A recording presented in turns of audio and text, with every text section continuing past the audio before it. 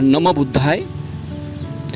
प्रिय धम्मबंधूंनो आणि भगिनींनो, आजचा विषय प्रत्येकाच्या जीवनाशी जोडलेला आहे.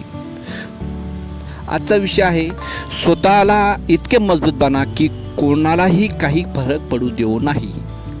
मित्रांनो, आपण आयुष्यभर दुसऱ्याच्या शब्दावर, दुसऱ्याच्या वागण्यावर, दुसऱ्याच्या मतावर अवलंबून राहत असतो.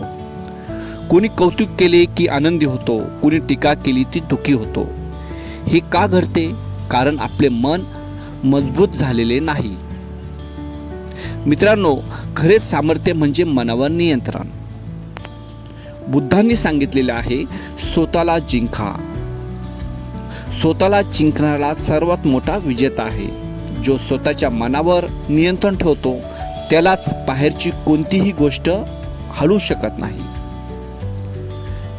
फरक पडू नाही म्हणजे नेमकं काय?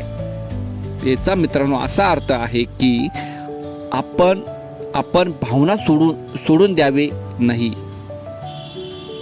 याचा असा अर्थ आहे की टीका झाली तरी शांत राहणे, अपमान झाला तरी संयम ठेवणे, अडचण आली तरी धैर्य ठेवणे, यश अपयशामध्ये स्थिर राहणे. हेच धम्माचे संतुलन आहे. मित्रांनो, आपण कमजोर का होत असतो? कारण आपण स्वतःवर विश्वास ठेवत नाही. आपण दुसऱ्याशी तुलना करतो, आपण भूतकाळात अटकतो आणि भविष्याची भीती बाळगत असतो. यामुळे आपले मन अस्थिर राहते. त्यावर उपाय बुद्धांनी सांगितलेला आहे, मन मजबूत बनावे. म्हणजे सजगता. विचार येतात, विचार जातात, त्यामध्ये अटकून राहू नका. त्या विचारांना फक्त निरीक्षण करा आणि स्वतःच्या श्वासावर, स्वतःच्या मनावर नियंत्रण ठेवा. दीर्घ श्वास घेऊन शांतपणे स्वतःचे विचार, स्वतःच्या मनावर ऑब्झर्वेशन करा, निरीक्षण करा. आणि सकारात्मक विचार स्वतःला रोज सांगा, मी शांत आहे, मी मजबूत आहे. चांगली संगत, चांगले पुस्तक वाचावे आणि पंचशिलाचं पालन करा. पंचशिलामुळे नैतिकता जीवन जगल्याने मन आपोआप शांत राहते, प्रसन्न वाटते.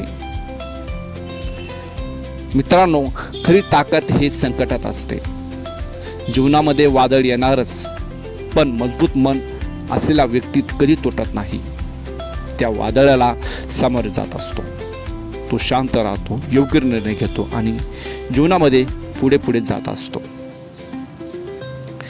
प्रिय धम्मबंधूंनो, लोक बोलतील, परिस्थिती बदलेल, पण तुम्ही स्थिर राहा. टीका करणारे लोक टीका करणार, पण तुम्ही त्या संकटामध्ये, त्या परिस्थितीमध्ये मन शांत ठेवा.